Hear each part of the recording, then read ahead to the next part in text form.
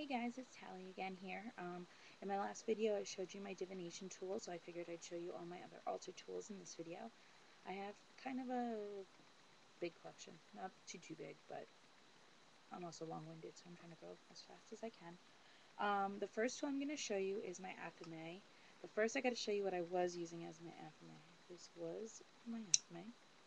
It's just a switchblade that I got at Walmart for $1. Black candle, it's point.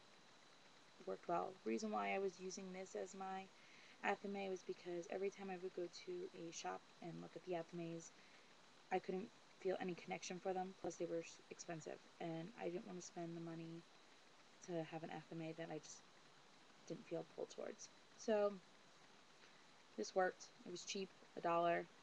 I was also going to buy one online, but I was concerned again with the energy. I was afraid that if I bought it and then I got it home and our energies did not mesh, that it would just be disastrous.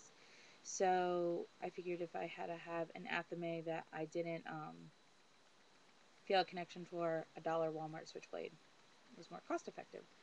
But then, like a week and a half ago to 2 weeks, I went to a New Age shop up in New York with some friends that I had never been to before, and I saw this beautiful athame in the case, and my friend was making fun of me because I'd look at it in the case, then I'd walk around the shop, come back, look at it in the case, walk around the shop, come back, look at it in the case, and finally she was like, just get it. And so I asked the shop owner how much it was, and it was only $28, and it was one of those, I'm like, oh, I have to have it. And of course when I felt it, it was like that moment when you truly feel you have the right tool in your hand. So let me show you my athame. Isn't the handle gorgeous? That's what I loved about it in the case. It was just so beautiful. And then what was so fitting with this too is when she took it out of the case and handed it to me, it had this crystal on it, this blue crystal, and I didn't even notice it in the case. And it's so perfect because my birthday's in September, so it reminded me of a sapphire, so how fitting is that? So just, this is my athame. I love it. Oh my god, so perfect. Also that day, I got a pentagram, which I use on my altar, but I also hang it up on my wall when I'm not in ritual.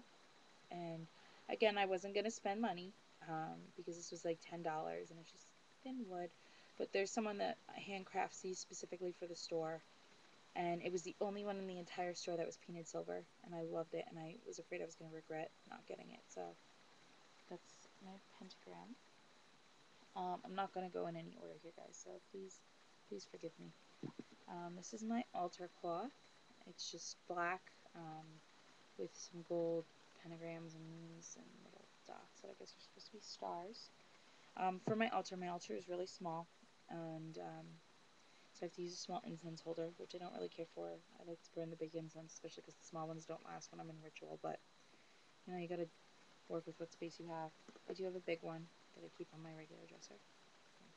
Sorry, I'm like all over the place here. This is my fire candle that I keep on my altar. I have my smudge stick, which is, right now, this one is cedar and sage. I have my seashell. I only have 2 oils right now. Again, I'm just beginning on the craft, so I'm kind of building my collection and trying to see what works for me and what doesn't work for me. So I have rosemary, and I have lavender oil. And this is what I'm planning on keeping my oils in. The little dew fell off, so I have to kind of hold it. I love this little thing. There's a little shop in our town. I actually think it just went out of business, unfortunately, and it was called That's Unusual or something like that. And they had a collection of odds and ends, from clothes to games to CDs. And then I saw this, and I was like, oh my gosh, I have to have it. And I can tell it's older, and it's like has such a great energy. Oh my gosh, it's so positive. But it's a little you put perfume in it. But I was like, oh, I have to have it, and it was only like $2 or something like that. So I love it, love it, love it, love it. I have a compass. If you're really concerned with the directions, I am. I like to be accurate. So compass helps. Again, I got it at Walmart for like $2 or something like that. I don't know if I should have guessed my snuffer. If I didn't, snuffer. And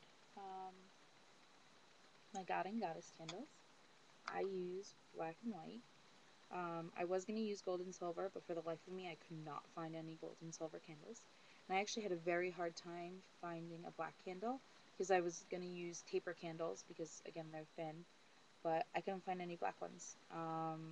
And then I was at just a dollar shop, and I saw these glass, I think they call them 3-day candles or something like that. And again, it was cheap. So kind of stocked up on these. So my God and Goddess candles. For my quarter candles, I actually had small little taper about this size, color candles that I was going to use. But again, as we all know, I'm very into cost effectiveness, and I didn't want to constantly be replacing colored candles. So what I did is I actually went to Bed Bath & Beyond. I like that store. And I got these little tea light holders, and I got green for earth, yellow for air, red for fire, and blue for water. And they just put little tea lights in it, and I could buy a whole bag of tea lights, of 50 tea lights, for like $2.99, so a lot more cost effective. So that's my tip for you guys, especially if you are having trouble finding colored candles, because some people, it's hard to find colored candles, especially like I'm really sensitive to certain scents, so I can't use certain smelling candles. So this works for me. My cauldron is very small, but I love her. Put a little pentagram in the front, and there's nothing in her right now. But she's small, which I don't necessarily like, but she fits on my altar because my altar is tiny. I like her. I like her a lot. She's fairly new. I just got her when I got my tarot cards, like a week or so ago. What else do I have? My bowls. Let me show you my bowls. I love them. I got 3 different ones. There's this one. Okay. There is this one. And this one. Some of them are empty, like this one is. This one's empty. And I usually use these to keep my salt in.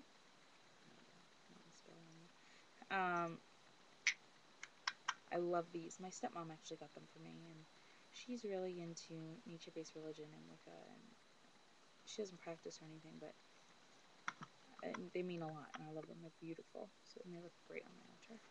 I'm going to talk about my stones really quickly. I have 2 sets of stones. These 2 I actually got from a palm reader, and she told me they would bring me luck, excuse me. And that night my cell phone was stolen. So I don't know how lucky they actually are. I don't even know what kind of stones they are. But I am going to cleanse them, I think, and I just found them, and charge them, and infuse them with my energy, and hopefully that'll bring me better luck.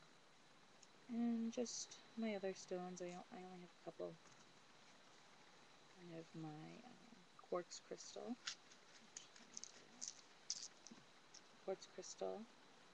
I have my rose quartz, lepidolite or something like that. My moonstones, and my agate moss. And a lot of them are for stress relief and self-love and self-esteem, and that's kind of my struggle right now. So that's about it for my altar tools, except let me show you my chalice. This is my chalice. It's just a glass I got at a local store. Pretty cheap, and that's what I keep my water in. So my next video, I'm going to talk about my Book of Shadows, because I didn't talk about that here, and I'll probably set up my altar too so you guys can see how I look at the small space. So until then, blessed be.